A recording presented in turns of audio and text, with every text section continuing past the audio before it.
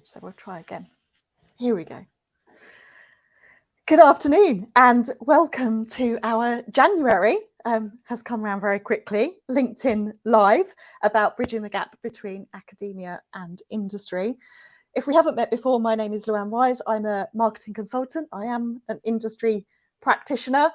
I've been in marketing for over 20 years now. I'm not sure how do we at the turn of a new year add another year onto our year's experience. I'm not sure I'm ready for that yet. I work with a whole variety of clients, have done throughout my career. I don't specialise in a particular sector, but I guess perhaps more B2B than B2C clients. And if I was to have a specialism, it would be the world of social media. And I'm Laura Chamberlain. I'm a professor at Warwick Business School. I am the co-host of these wonderful LinkedIn Live sessions. Is it too late to say Happy New Year? I feel like the 18th of January, we're on the borderline. Maybe it's a bit too late, but Happy New Year. I feel I'm still wishing people Happy New Year because term starts a little bit later in January at universities. But I hope the new year has started off well for everybody. My specialism is marketing. As I said, I'm a professor here at Warwick Business School, and I'm really interested in bridging the gap between academia and practice. So I'm the academic element to this partnership with Luan, but we are really interested in exploring some ideas around marketing and talking about them. And we've invited a wonderful guest with us today to share his thoughts on a very specific topic that he's put forward for us to talk about. So welcome to Tom, and would you like to introduce yourself, Tom? Hello, yeah, thank you. Yeah, I'm not sure if we are happy anymore in the new year, are we? We just had Blue Monday, so this is the point where we're not so enthusiastic anymore, I think.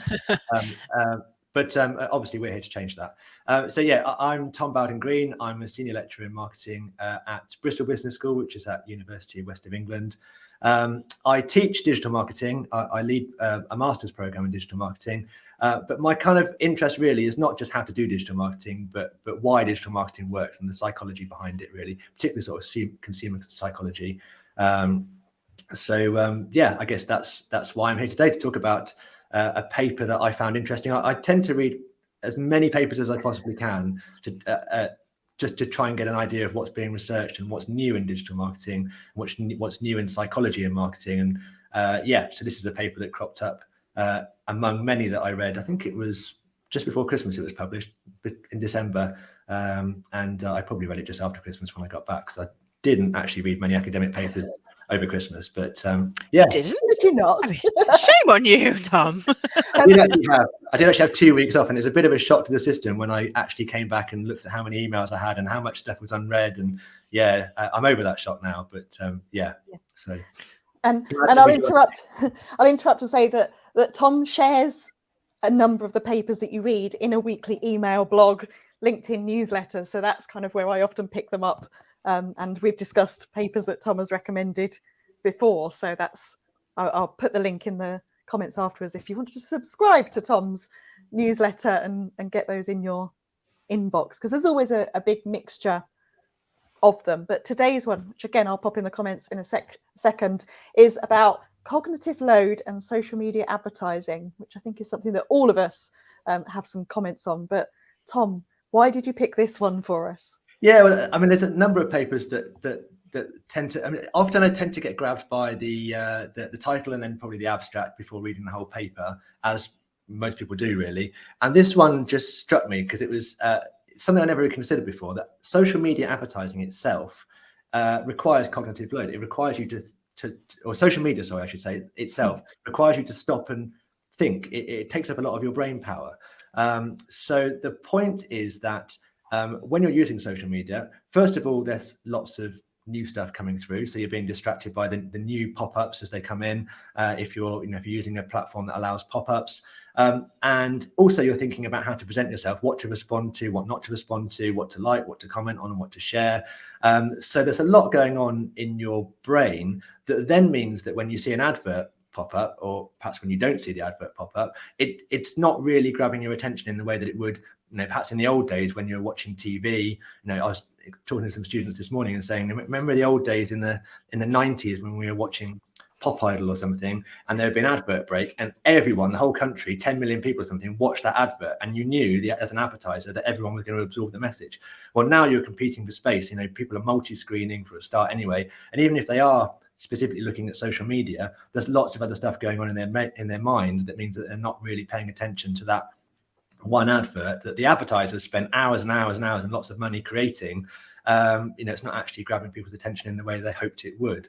So it's a really interesting paper. You know, they've carried out a few different studies looking at how this might work and basically demonstrating through some, not really experiments, but sort of showing people advertising and asking them to respond and explain whether they were paying attention to it essentially or not. So, I mean, yeah, methodologically, maybe there are improvements that could be made on how they actually do it, or maybe further experiments that could be done to demonstrate this concept. But it's just very interesting that actually that you might think you're casually browsing social media, but actually you're using a lot of your brain power to do that. And therefore, as a marketer, you need to bear that in mind and maybe think about ways of grabbing people's attention in order to sort of make sure your advert's being absorbed. There are some recommendations on what you could do to improve engagement with your advertising. One is just to be more creative, which is a bit of a cop-out really, because that doesn't, okay, I'll use a different color next time, or there's probably a lot you could actually do to grab people's attention, and it could be in a bit more, maybe actually that's another experiment. I'm just thinking about papers I could write in the future, actually a paper looking at how to grab people's attention when their interest is waning. And also to look at product involvement, and that's probably more important actually, in making sure that who you're targeting are the right people for your product or service. Because if you micro target down to specific demographics or specific interests, then the likelihood of them paying attention is far higher, because it's actually, I'm interested in football. If I see an advert for football, I'm probably going to pay more attention to it than if I see an advert for perfume that I don't tend to normally buy very often. So that actually just getting the advert correct for the segment you're targeting might in itself just make them pay more attention. I mean, I think the flip of that though is that you end up with quite a lot of fragmentation though, right? So it's you can end up with a really interesting balance around that.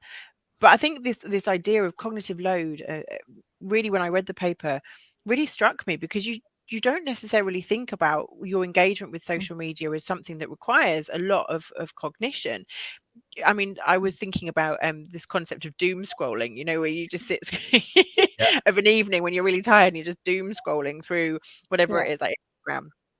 And actually, that is taking up quite a lot of cognitive load. And on a really simplistic level, that's why people say, no screen time before X amount of time before bed, because it won't help you sleep. And it's not just to do with the light and stuff. It's to do with the fact that your brain is engaging and actively processing quite a lot of information really fast, really quickly. And actually, some of it's quite complex information that we're trying to process.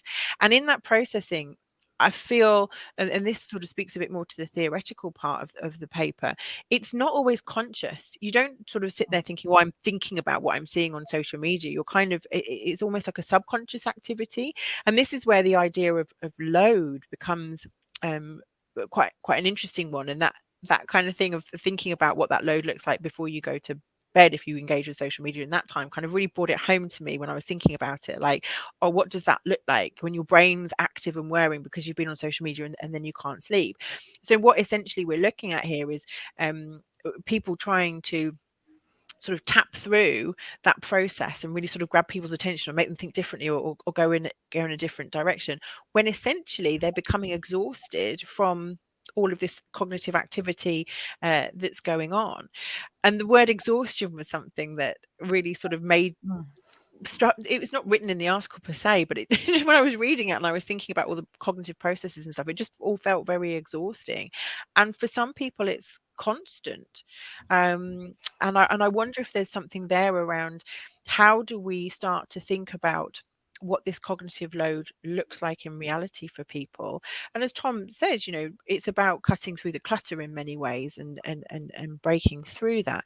But also that has to be our starting point, really, because people don't just sort of, well, some people might do, but most people don't just spend 2 minutes on social media, see an advert and off we go. So in some ways this cognitive load situation almost needs to be a starting point. I don't know if that resonates with you, Luan. As always, the paper made me think and, reinforce, and then you think about your own activity. And I was sharing a study just yesterday around, you talked about traditional media, Tom, and how, traditionally we may have gone, oh, I listen to the radio when I wake up, and then I watch the TV, and then I read a newspaper, and then I get to work and I do this. And there's a great piece of research that says that people will open these social media platforms first in the morning, and then it will change throughout the day. And actually the one late at night that kind of takes over is TikTok, which is, really engaging and emotive because it's moving. But just in this paper about realizing how many different platforms, social media isn't just one thing. We are also switching, if we were to look at our phones and the patterns, I'm switching between 4 or 5 different apps constantly to see what's there, and each one's different and each one changes all the time.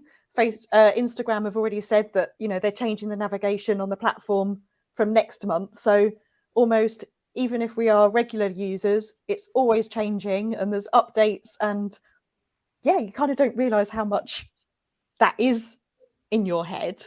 And then when you flip it to become the marketer and think about the ads, a lot of what I do is organic, but I do also do some advertising.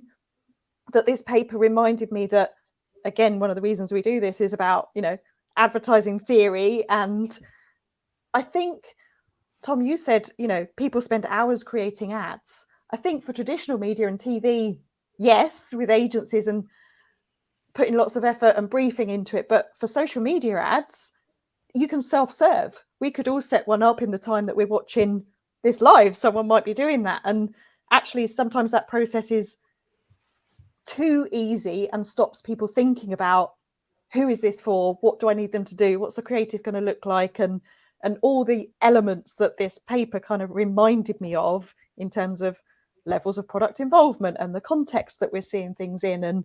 And if we want the advertising to work, which we know budgets are getting tightened and everything else, perhaps we do need to, as practitioners, read a paper like this and go back to the fundamentals and not just skip through the next steps, self-serving, creating our ads, if that's what you're doing. Yeah, good point. I mean, I guess I was thinking about agencies working on, spending a lot of time making it. I mean, I come from an agency background, so I've been familiar with that, brainstorming and pitching and all the rest of it, all the effort that goes into the campaign that you're going to be running. And actually, at the end of the day, and also it made me think that actually some of the metrics that you might be using to evaluate the advert could be a bit misleading. So just impressions, for example, just because it's got to a lot of people and they have apparently seen it doesn't actually mean they've actually, I mean, I know you'd actually measure conversions anyway, but it just meant impressions doesn't necessarily mean that people have actually absorbed it. It's just appeared in their newsfeed. And they may have been thinking about lots of other things and lots of other content at the same time. One thing also that occurred to me as well is just thinking about when we decide whether to respond to something we see on social media. I mean, I'd never really thought in depth about how much effort might go into that decision making. Maybe even, I don't know if it would be subconsciously or unconsciously, but it's not just a yes or no. Do I respond to it? Do I like it or not? But actually, the researchers here, Matthew Pittman and Eric Haley, said that in their view, there are 10 different ways of responding on Instagram, which maybe there are, and probably there are. Let's not do it now, but you can maybe work out what those 10 are. So even that, thinking about, okay, am I going to respond, yes or no? How am I going to respond? And I suppose if it requires a comment, what am I going to say against it? And that all takes energy and mental effort. It seems to relate a little bit to decision fatigue and perhaps ego depletion as well, which are also the same kind of idea that when you get cognitively tired, effectively, you're not so good at making decisions and you don't pay attention to what you're doing in quite as much detail, which you could cynically say is great for marketers because it means you can leap in and apply system one thinking and make them make a decision to buy your product. But actually, from a consumer's point of view, it means that maybe you're a bit more vulnerable than you realize. And I think we're all saying now that we didn't realize quite how much we might be vulnerable because of our cognitive what's the word, cognitive load, Load. that you're applying on yourself by using social media. So yeah, I guess it just raised all sorts of things that I never considered before about social media requiring so much effort.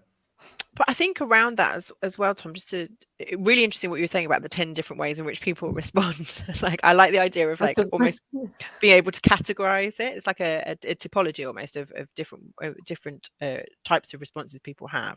And obviously with things like that, there will be anomalies and there will be people who do things differently. But it's this idea of trying to create meaning, isn't it? And understand what's going on.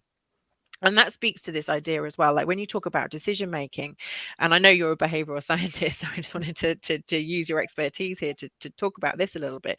When we talk about people making decisions, how am I going to respond? Yes, no. It isn't necessarily like a thought out decision tree that people go through. Like it's really quick and really immediate, isn't it? And I think it's worth just exploring that a little bit in terms of we have rehearsed responses. And ways in which we've learnt that we respond or we do things, and that's in life generally, and that also I feel applies in how we interact with social media. Would you agree? And is there anything around that you can speak to a little bit?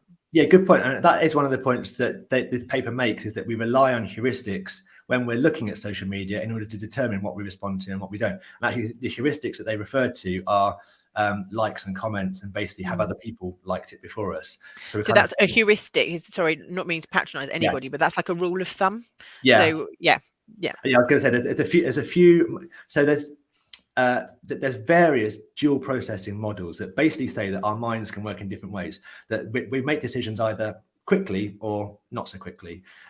Sometimes people talk about different parts of the brain. I'm not quite sure that's right. It's just different ways of making a decision rather than actually left brain, right brain, or different parts of the brain. So heuristics are using the fast bit of our decision making when we don't really pay attention, we just make a quick decision. And the paper actually cites some different dual processing models. One is called the elaboration likelihood model. I won't go into that right now. And there's another one called the heuristic systematic model. But again, it's basically saying, a bit like Daniel Kahneman said, if any of you read Daniel Kahneman's book Thinking Fast and Slow, that sometimes we make quick decisions. Very often we do it. In fact, I'm going to walk through that door and walk down the corridor to my classroom to do some teaching. I don't really think about that very much. I just do it automatically. Whereas other things like, am I going to buy a Volkswagen or a Ford, take a lot more system 2 thinking. So so it's a long way of saying that, yes, we can think quick or think fast, and we use heuristics, rules of thumb, to sort of bypass having to think a lot, to make us often we copy things that we've done before, or we copy other people, and in this case on social media, the paper is saying that actually we tend to copy what other people have liked or comment on and decide whether to like or comment it based on whether they did or not. So it's a bit of FOMO, I suppose, as well, a bit of herd behavior. But it's wisdom of the crowd, right? Yeah. And that's how, why essentially things sort of will go viral on social media. I'm not talking about advertising here. I'm now talking about social media in more general sense. But that's how things pick up and go viral, is because they get that momentum around people liking and commenting. And people, I think, almost have like a persona they adopt, which is almost their own rules around what they do. So some people are avid commenters, some people really like everything but don't engage in any other way. Some people like me are really passive, so I rarely comment on things or like things. I have to really be engaged to do that, for many reasons, which we won't go into now.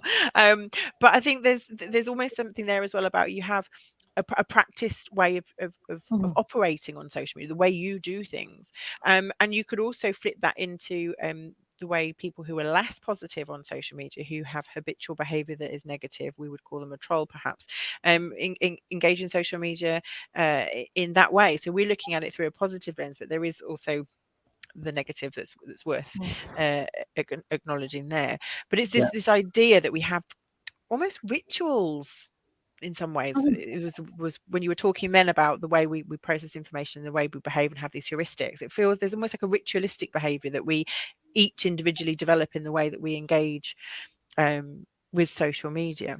It makes me think, I wonder how these things start, because at some point there was a day when it didn't have 1,000 likes or however many comments. These things must be people who want to actually, I guess this is going back to, I forget the name of Malcolm Gladwell's book now, in the early 2000s, where he talked about how hush puppies, tipping point, that's it, yeah, spread throughout America, and you need connectors and mavens and etc. So there must be some people who just enjoy instantly jumping on new stuff and sharing it and being that first 100 that then the 101st person, 102nd person sees and decides, oh, if 100 people like it, I want to like it as well. So it'd be interesting to look at the evolution of. But we know psychologically there are novelty seekers and people who want new stuff, right? Like innovators in the innovation space, we'd call them, the innovators, people who are novelty seeking. It's often seen to be, by some people, not all, a personality trait. So it's kind of the application of that in a really different context, I guess. Sorry, Luan, I cut across you. No, that's fine. I think I want to pick up on the fact that the paper does talk about likes and comments, and that is a stimulus to people responding to ads. That actually, and this tricked in my brain, the news updates of a while ago, and I had to look it up, around Instagram removing the number of likes. And in part, they tested that because it was a mental health pressure on people to get involved, but because it did kind of, if this has already got lots of likes, I should like it too, that behavior. But then when I checked, how far back was this test, and I found that Instagram said they tested it for 2 years, and actually having those number of likes didn't change the pressure on people, but people do now have the option to switch off from their own posts seeing the number of likes or comments. So I think that would be really interesting if this paper was done again, to then test it with people, whether they'd switched it off or they hadn't, for that to be a trigger. But yeah, you're right, Laura. You kind of, sometimes we have these conversations and I'll go to my phone in the evening, I need to like things and I need to comment, because I forget, I'm so absorbed with what's going on. And switching hats is, if I see an ad and I think, why on earth am I getting shown that ad? It's not relevant. I'm clicking the 3 dots in the top right hand corner to see, why am I seeing this ad, and then looking at the audience and the details of it. And I think that's quite interesting as well, so that if you're the consumer and you're thinking, why am I being shown this ad, why is it relevant to me, that actually, switch your marketing brain on, you can actually try and find out and work out what's going on there. And maybe that's just looking at it from a different perspective, and not everyone does that, but Facebook's criteria for advertising in particular has changed, so they're having to work around different restrictions now around age, political interests, gender, cause related, to be able to target. And all these advertising messages have got to kind of work within those restrictions as well. Yeah. There's a lot more to this than we appreciate, I think, as marketers, until we read a paper like this, and then actually as regular users, it is, Laura, about that doom scrolling, isn't it, and taking it in. Yeah, and then it kind of, Tom mentioned this in your very nice summary of the paper, Tom, around, what does this mean for marketers? What can we do? And, one of the things the paper says is around this idea of creativity. And when you said that, I laughed, because it's one of those things. It's like, yes, be more creative. Off you go. Yeah. Yes, obviously. Creativity is fantastic, and, it has a place. But in terms of practically, what do we need to think about? I don't think it's also just about understanding the fact that our starting point needs to be understanding that consumers have this cognitive load when they're exposed to our stimuli. And by stimuli, I mean advertising messages, essentially. So it's almost sort of that cognitive load / exhaustion has to be integral into the way we think about this. And it's not a new thing that adverts need to cut through the clutter, but it's what is the thing that marketers need to think about in terms of how they create a message and how to help that land in the right way, to really make a difference. Now, there's 2 ways you could look at that. There's stuff around how do you create the piece of content for social media and what it might be, but there's also something there around understanding this idea of load a bit more, and what that means for consumers. And I just want to circle around to something that Omran said in the chat, because I can see the chat today. I figured out how to do it, Luan. And he's talked about the fact that he looked at this a while ago, and he was overwhelmed by the number of messages and content that we're receiving, and actually, can our brains keep up with it in a rationally healthy manner? And I think there's a healthy brain issue, which we can move on to. But there was something there which, in Orman's comment, that made me think about simplicity being the thing that perhaps will help. So in thinking about how to construct messages and think about what you want your content to do, is it driving people to a website? Are you trying to get people to purchase? And we talked about conversion and all that kind of stuff. But there's something about making things simple that in a very complex, overloaded brain kind of situation, maybe there's something about simplicity that will cut through, that, you know, making not everything easier, but the simplicity allowing you to process something and think, oh, hang on a minute, no, that actually is something that I'm interested in or relevant for me. And I wondered if there were ways that we could think of recommending what would simple look like in that context. I'm talking a bit more, Luan, so that your brain has time to catch up with what I've just said, because you know I'm going to look at you. I'm there. Tom's like, she's just thrown in a massive curveball. What's going on? But what would my suggestion is simplicity. I'm sure you're going to come in with your other things that marketers could do around this. But what would simplicity look like to help cut through the clutter, I wonder? My head was whirring, and I was also going, oh, we could go for another hour on this segue to another topic. So we'll try not to do that. I think it is about, if there's one takeaway from this and this conversation, it's about what marketers are doing on social media is to put it into context and put yourself into your target audience's shoes of what else are they seeing and when are they seeing it in that context. And you know, we talk about cut through, and we could all talk about what have we seen and scrolled through today, whether it's organic or paid. And there is so much out there, and there is so many messages and so much noise, that I think if we could keep it simple with just, you know, a straightforward message, what do I need to do when I've seen this? Tom, going back to agency days, you know, when I was tasked with writing briefs, we always had to write, what do we want our audience to think, feel and do after this?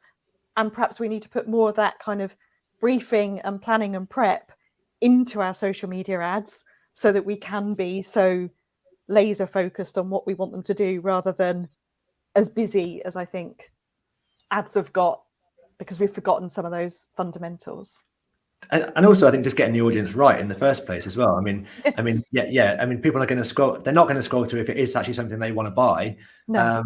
I know we had a good debate with a student this morning, actually, in a different class, about the sort of the ethics of that. And she was saying, actually, it's a bit creepy when you see lots of stuff which is directly intended for you, you know, based on your browsing and whatever else you've been doing, that they can track exactly what you might be interested in.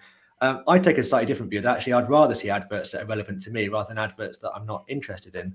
I mean, you do lose a bit of serendipity, and you end up with, you know, maybe not echo chambers, maybe that's the wrong word, but just thinking about, you know, you only get, you end up buying, like for me, I buy more rock music, and I buy more, what else do I buy? I don't know, flapjacks or whatever. I mean, I was just trying to think about Food. It was about food, wasn't it? The paper. Are we not on a new you bandwagon here, Tom?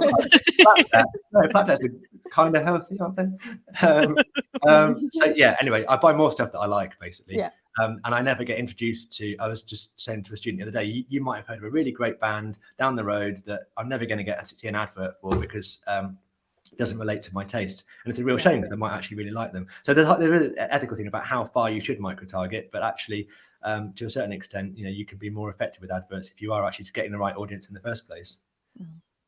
But again, circling back around to what you kind of touched on there about serendipity, Tom, there's something there about curiosity and exploration and finding the new and finding cool things that maybe aren't in your sphere or your echo chamber, if you want to use that term.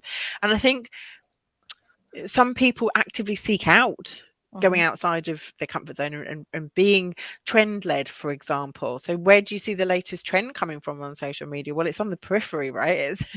And obviously ads and products and services that are sold through social media play a role in that.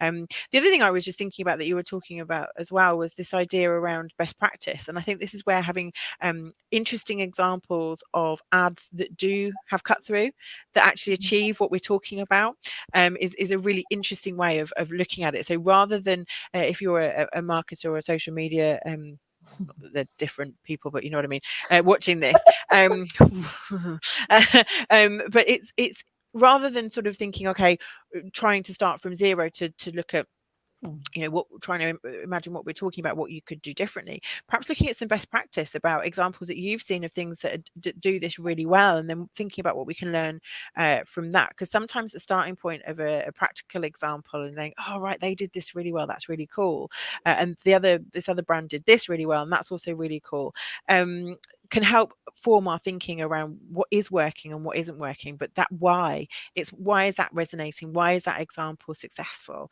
is where that learning point can really come in. Sorry, I went a bit off piece there, as usual. Again, we could do loads, but I would say if you're not looking at your competitors' advertising, you can do that on Meta and go and look at the ads library. And what's fascinating then is you can see what elements are being tested. You know, if I go and look at the ads library, you then go, oh, well, they're testing out 3 different colours. That's interesting. They're testing out 3 different headlines.